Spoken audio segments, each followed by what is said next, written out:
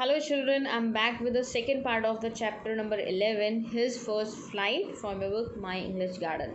So in the first video we were talking about the seagull, एक young seagull के बारे में हम बात कर रहे थे, and we saw that how much he was afraid that he wasn't able to fly at all from the ledge. तो हमने देखा कि कैसे वो कोशिश करा उसने, बट वो लेट से उड़ नहीं पाया, and finally he slept there, only there was a hole, वहाँ पर एक गड्ढा था, उसमें सो गया. Now we'll see what happens, what is done by his parents. तो उसके पेरेंट्स क्या करते हैं, we'll see in this video today. So here we go. Even when I'm starting with the last paragraph, even when each of his brothers and his little sister, whose wings were far shorter than his own, ran to the brink, flapped their wings and flew away, he failed to muster of courage to take that plunge. Again, फिर क्या होता है, जो उसके भाई बहन होते हैं, फिर से now because a day before they practice of flying and they were able to fly, उन्होंने काफ़ी प्रैक्टिस करी और वो अब उड़ पा रहे थे. हालांकि जो उसके भाई बहन थे, whose wings were very shorter than the this young seagull, जो यंग सीगुल है जो उड़ नहीं पा रहा, इससे भी छोटे उन लोगों के विंग्स थे, बहुत छोटे उन लोगों के पंख थे. स्टिल वो उन्होंने क्या किया,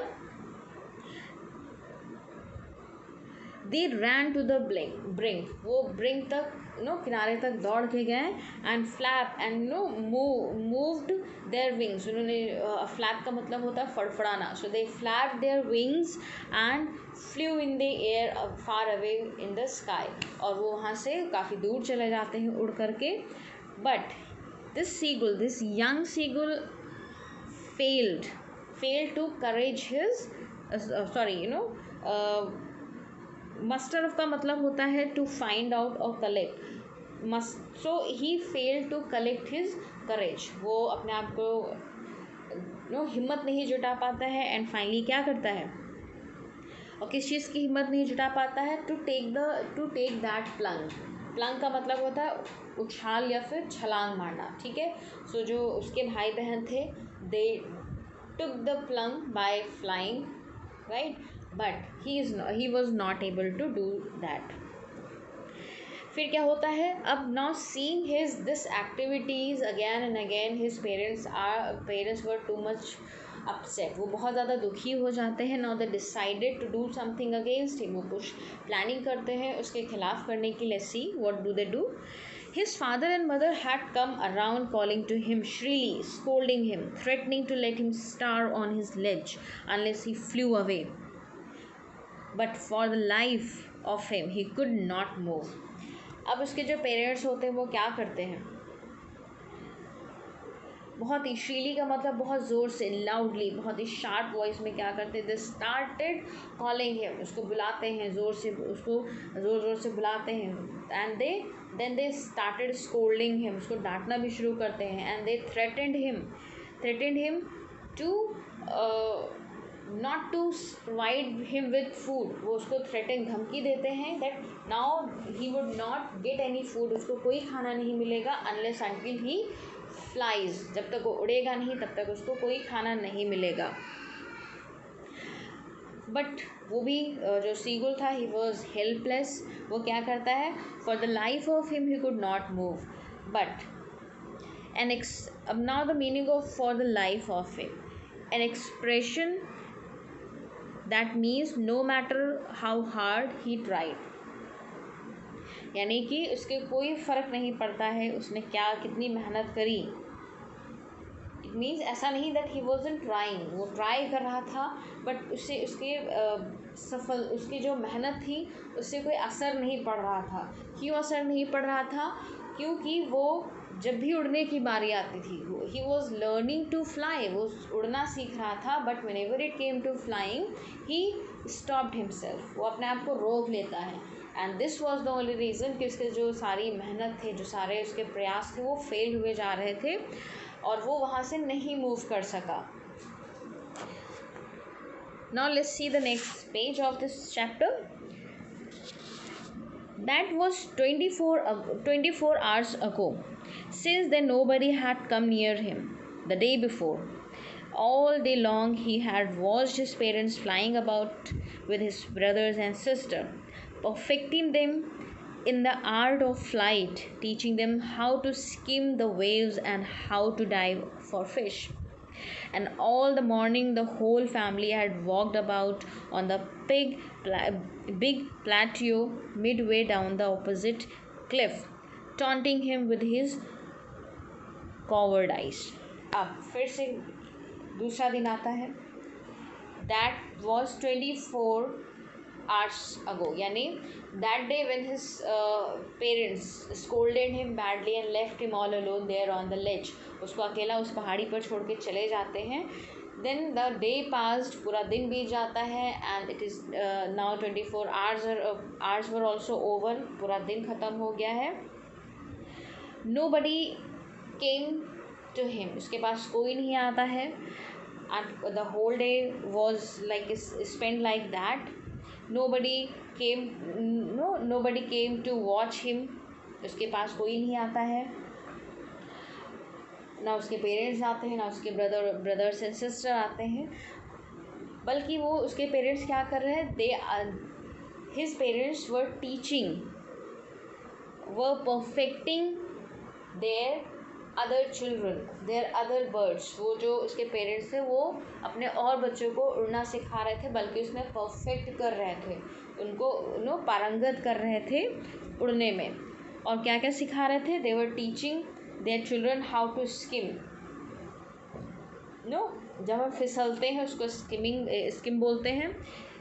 लहरों पे कैसे स्किमिंग करनी है, वेव्स पर कैसे चलना है, वो सिखाते हैं.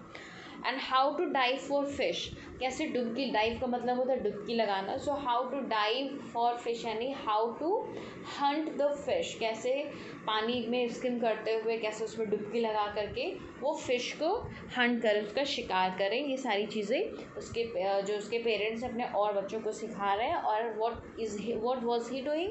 He was just watching his parents, brothers and sister enjoying the things happily. वो देख रहा था कि सब enjoy कर रहे थे उसको छोड़ करके. And all the morning the whole family had walked about on the big plateau midway down the opposite cliff. And the things were happening by their parents, brothers and sister on the cliff which was opposite of his ledge. जिसकी पहाड़ी थी उसके ठीक विपरीत दिशा में जो पहाड़ी थी, क्लिफ थी, वहाँ पर वो लोग सारी एक्टिविटीज़ कर रहे थे, इंजॉय कर रहे थे. एक बहुत बड़ा प्लेटियो था. प्लेटियो का मतलब होता है एक पठार था. पठार मीन्स एक द शेप ऑफ टेबल, जो टेबल की तरीके का शेप होता है उसको हम, वैसी लैंड को हम प्लेटियो बोलते हैं. तो वहाँ पर वो लोग इंजॉय कर रहे थे. And from there only they were passing comment that he is coward. उसकी जो कायरता है उस पर वो कमेंट कर रहे थे, उस पर वो टॉन्ट मार रहे थे, ताने मार रहे थे. That he is such a coward bird that he won't be able to fly at all in his whole life and he'll die over there all alone. उसको ताने मार रहे थे कि अभी वहीं मर जाएगा ये, क्योंकि उड़ नहीं सकता है और बिना उड़े चिड़िया की लाइफ कुछ नहीं होती है. राइट? बिकॉज सी चिल्ड्रन, क्या होता है अगर एक चिड़िया अगर नहीं उड़ सकती है तो क्या होगा? The big birds will come and hunt them. उसको क्या करें? उस चिड़िया को मार के खा जाएंगे. वाई? बिकॉज वो उड़ ही नहीं पा रहा, उसको कोई जानवर खा जाएगा. ठीक है? तो for birds flying is very important. फिर क्या होता है? The sun was now rising higher in the sky, blazing warmly on the ledge that faced the south. He had not eaten since the previous nightfall. अब the next day comes. Now the sun was rising. The next day came and the sun rose in the sky. And it was so brightening. जो सन था, जो सूरज था, निकला, बहुत चमकदार था. And उसके ऊपर the sun light was coming on him. उसके शरीर पर लाइट पड़ रही थी, सूरज की रोशनी पड़ रही थी. Why? Because he was facing the sun. He was sitting on the direction that was facing the sun. वो उस दिशा में बैठा था जो कि सन को फेस कर रही थी, सन की तरफ थी. And he hadn't eaten since the previous nightfall. and it was 24 hour that he did not take anything, he did not eat any food, उसको कुछ खाना नहीं मिला था बिकॉज वो अकेला था, उसके पेरेंट्स और कोई भाई बहन भी नहीं आए थे उसको खाना देने के लिए, और वो उठकर कुछ अपने आप से कोशिश भी नहीं कर रहा था, इसलिए वो क्या था, ही वॉज सो हंग्री, वो भूखा था. He stepped slowly out of the ledge, or out of the edge of the ledge, but his family took no notice of him. He saw his two brothers and sister lying on the plateau, dozing with their heads sunk into their necks. His father was preening the feathers on his white back. अब क्या हो रहा था, बाकी के लोग अब when he was so hungry, वो भूखा था, एंड अब वो बाहर he now stepped out of that hole, उस गड्ढे से बाहर निकलता है, and he came on the ledge, वो उस पहाड़ी पर आ जाता है, and from there he saw his family was not noticing him at all. उसकी फैमिली उस पर कोई ध्यान नहीं दे रही थी. His brothers and sisters were flying and lying on the plateau on sleeping. वो उसके जो भाई बहन थे वो सब उस पहाड़ी, उस जो पठार था उस पर सो रहे थे, आराम कर रहे थे, पड़े हुए थे, लेटे हुए थे, and with their head sunk into their neck. अब अगर आपने देखा होगा जब चिड़िया सोती है या फिर आराम करती है तो क्या करते हैं, they put their heads back in their neck, अपनी गर्दन में अपने सर को छिपा कर वो सो जाते हैं. तो there his brothers and sister also were doing the same. And what was his father doing, he was maintaining his feathers on his white back. और जो उसका फादर था वो अपने फेदर्स को, क्योंकि मॉर्निंग के टाइम था तो जैसे हम लोग नहाते हैं, we take a bath, same as जो चिड़िया होती है दे ऑल्सो डू. तो वो क्या करते हैं, because they have lots of feathers, they need to maintain all the feathers and they love doing it. बहुत अच्छा लगता है चिड़िया को ये सब करना. तो उसका जो फादर था अपने वाइट फेदर को, अपने जो पीठ पर जो उसके सफ़ेद पंख थे उसको क्या कर रहा था, पर थे, उसको क्या कर रहा था, ही वॉज प्रेनिंग, मेंटेनिंग. प्रेनिंग का मतलब होता है अच्छे से उसको मेंटेन करना, उनको सेट कर रहा था अपने फेदर्स को. और उसकी मदर क्या कर रही थी, only his mother was looking at him. और जो उसकी मम्मी थी she was only looking at him, उसको देख रही थी. She was standing on a little high hump on the plateau. Now and again she tore a piece of fish that lay at her feet. अब उसकी mother क्या कर रही थी, she was looking at him, उसकी तरफ देख रही थी, and finally he could have a glimpse of his mother, that कोई तो है जिसको देख रहा है. तो फिर वो क्या कर रही थी, वो देखता है कि that she was standing on a little high hump on his प्लेटियो. प्लेटियो का जो पठार था उसमें छोटा सा ऊंचा भाग था, ऊंचा लैंड था, वहाँ पर वो खड़ी हुई थी. एंड वो क्या कर रही थी, she was tearing a piece of fish, एक अपने पैरों के नीचे दबा करके. Fish was lying under her feet, उसके पंजों के नीचे एक फिश थी, राइट, एक मछली थी, और जिसको क्या कर रही थी, शी वॉज टेयरिंग, उसको फाड़ रही थी. अब एज वी ऑल नो, हम ऊँचा तो नहीं निकल सकते हैं, they have to tear something into pieces to feed themselves. अपने आप को खिलाने के लिए उनको क्या करना पड़ता है, उस चीज़ को छोटा छोटा पीसों में टुकड़ा करना पड़ता है, उसको फाड़ना पड़ता है. तो वो जो फिश थी उसको फाड़ रही थी अपने फीट के नीचे दबा करके. And then scraped each side of a beak on the rock. And बीच बीच में क्या कर रही थी, she was sharpening her both sides of the beak. अपनी जो चोंच थी, दोनों साइड जो चोंच थी उसके दोनों साइड्स को क्या कर रही थी, वो उसको शार्प कर रही थी. किसमें, bye rubbing against the rocks. जो पहाड़ होते हैं, जो पत्थर होते हैं, उस पर घिस करके अपने जो बीक थी उसको शार्प कर रही थी, जिससे कि वो फिश के टुकड़ों को अच्छे से टेयर कर सके.